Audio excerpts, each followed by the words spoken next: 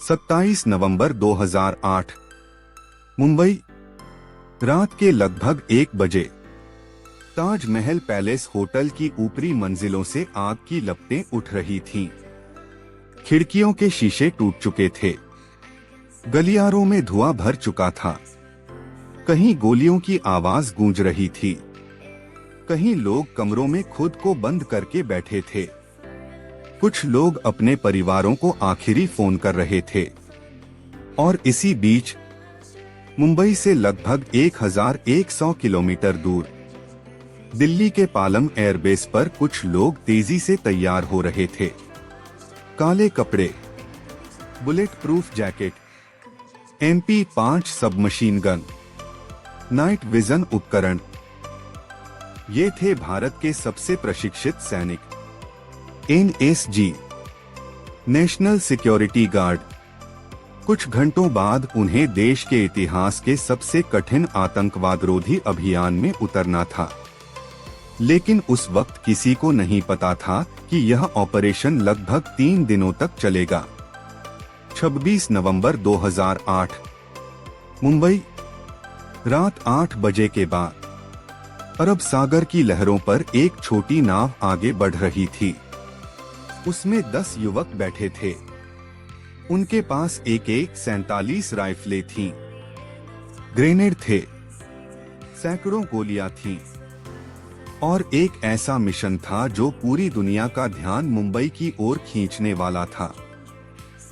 रास्ते में उन्होंने एक भारतीय मछली पकड़ने वाली नाव को रोका, उसके चालक दल को बंधक बनाया, फिर हत्या कर दी।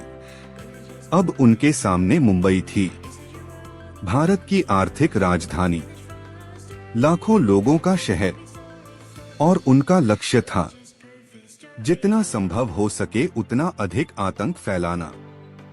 रात लगभग 9:20। आतंकवादी अलग अलग समूहों में बंट गए। कुछ छत्रपति शिवाजी टर्मिनस की ओर बढ़े, कुछ ताज होटल की ओर, कुछ ओबेरॉय ट्राइडेंट होटल की ओर। 2 आतंकवादी नरीमन हाउस पहुंचे। कुछ ही मिनटों में गोलियां चलने लगीं। लोग भागने लगे। रेलवे स्टेशन पर अफरा-तफरी मच गई। ताज होटल के लॉबी क्षेत्र में चीखें गूंजने लगी। मुंबई को समझ ही नहीं आया कि आखिर हो क्या रहा है। शुरुआती घंटों में स्थानीय पुलिस सबसे पहले मुकाबले में उतरी। कई पुलिसकर्मियों के पास केवल साधारण हथियार थे। उनके सामने आधुनिक असॉल्ट राइफलें और ग्रेनेड थे। फिर भी उन्होंने आतंकवादियों का सामना किया।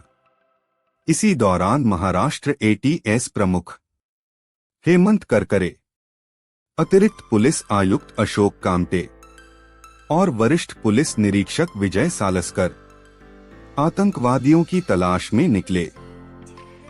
लेकिन एक मुठभेड़ के दौरान वे शहीद हो गए। मुंबई की सड़कों पर हालात लगातार बिगड़ रहे थे। दिल्ली में स्थिति पर लगातार नजर रखी जा रही थी। रात बढ़ती जा रही थी। अब यह स्पष्ट हो चुका था कि यह कोई सामान्य हमला नहीं है। यह एक समन्वित आतंकवादी ऑपरेशन था। कई स्थानों पर एक साथ हमला, कई बंधक और दर्जनों हथियारबंद आतंकवादी। फैसला लिया गया, NSG को भेजा जाएगा। NSG की 51 स्पेशल एक्शन ग्रुप और अन्य इकाइयों को तुरंत तैयार रहने का आदेश मिला। कमांडो अपने उपकरण इकट्ठा करने लगे। कुछ ही समय बाद वे विमान में सवार हो गए। विमान ने दिल्ली से उड़ान भरी। अंदर बैठे कमांडो शांत थे। कोई बातचीत नहीं, कोई नारा नहीं, सिर्फ मिशन। क्योंकि वे जानते थे कि मुंबई पहुंचते ही उन्हें ऐसी इमारतों में प्रवेश करना होगा जिनका नक्शा भी पूरी तरह उपलब्ध नहीं था। सुबह तक NSG मुंबई पहुंच चुकी थी, लेकिन समस्या अभी शुरू हुई थी। ताज होटल एक विशाल संरचना थी। सैकड़ों कमरे, दर्जनों गलियारे, कई सीढ़ियां, पुराने और नए हिस्से। और अंदर छिपे हुए आतंकवादी। वे लगातार अपनी स्थिति बदल रहे थे, बंधकों को ढाल बना रहे थे, आग लगा रहे थे और हर मंजिल को युद्ध क्षेत्र में बदल रहे थे। ऑपरेशन शुरू हुआ। कमांडो धीरे धीरे अंदर बढ़े। हर दरवाजा खतरा था, हर कमरा जाल हो सकता था। धुएं के बीच आगे बढ़ना आसान नहीं था। कई जगह बिजली नहीं थी, दृश्यता बेहद कम थी, लेकिन एनएसजी का प्रशिक्षण ऐसे ही हालात के लिए था। एक एक मंजिल को साफ किया जाने लगा, एक एक कमरे की तलाशी ली जाने लगी। कई लोगों को सुरक्षित बाहर निकाला गया। कुछ लोग घंटों से बाथरूम में छिपे हुए थे, कुछ बिस्तरों के नीचे, कुछ होटल के स्टोर रूम में।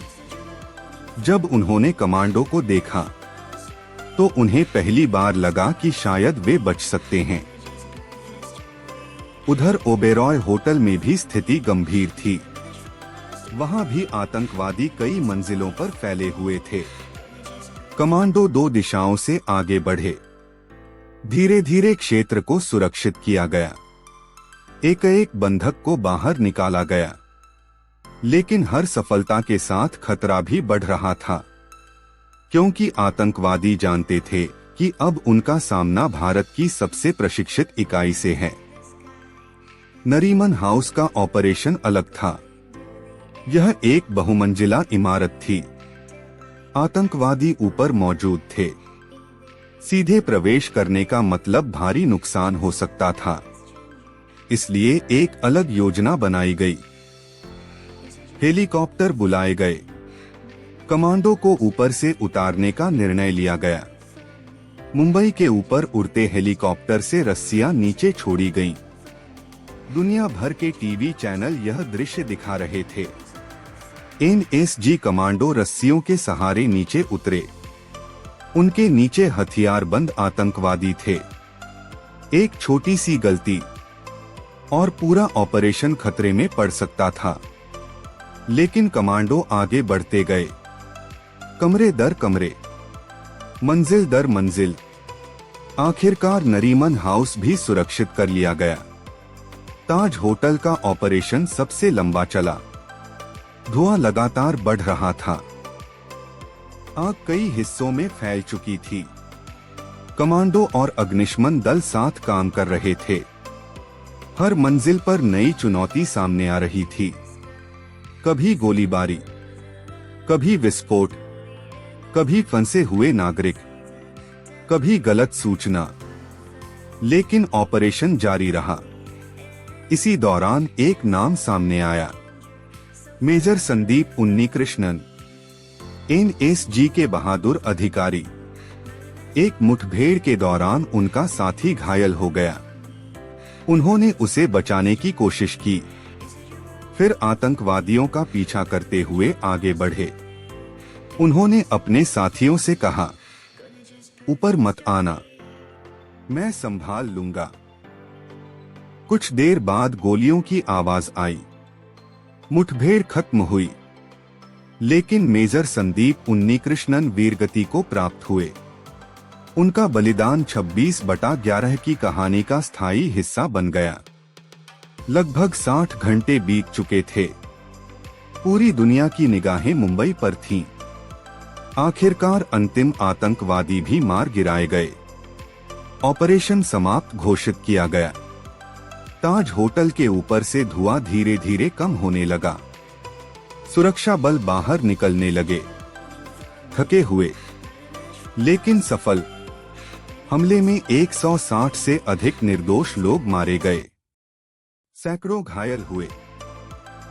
भारत ने कई बहादुर पुलिसकर्मी, सैनिक और नागरिक खो दिए।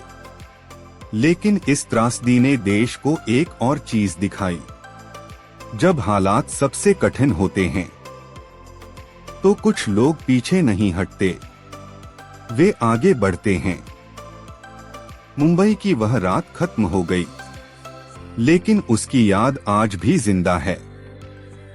ताज होटल आज भी खड़ा है, छत्रपति शिवाजी टर्मिनस आज भी लाखों यात्रियों को देखता है। नरीमन हाउस आज भी उस संघर्ष की कहानी कहता है। और कहीं न कहीं किसी एयरबेस पर कुछ NSG कमांडो अभी भी प्रशिक्षण ले रहे हैं, शायद अगले संकट के लिए, शायद अगले मिशन के लिए, क्योंकि आतंकवाद का चेहरा बदल सकता है, लेकिन उसे रोकने वालों का संकल्प नहीं बदलता। दोस्तों, अगर वीडियो पसंद आया तो एक लाइक जरूर करें, चैनल को सब्सक्राइब करें और बेल आइकन को प्रेस करना ना भूलें, जिससे हमारे सभी वीडियो के नोटिफिकेशन सबसे पहले आपको मिल सके।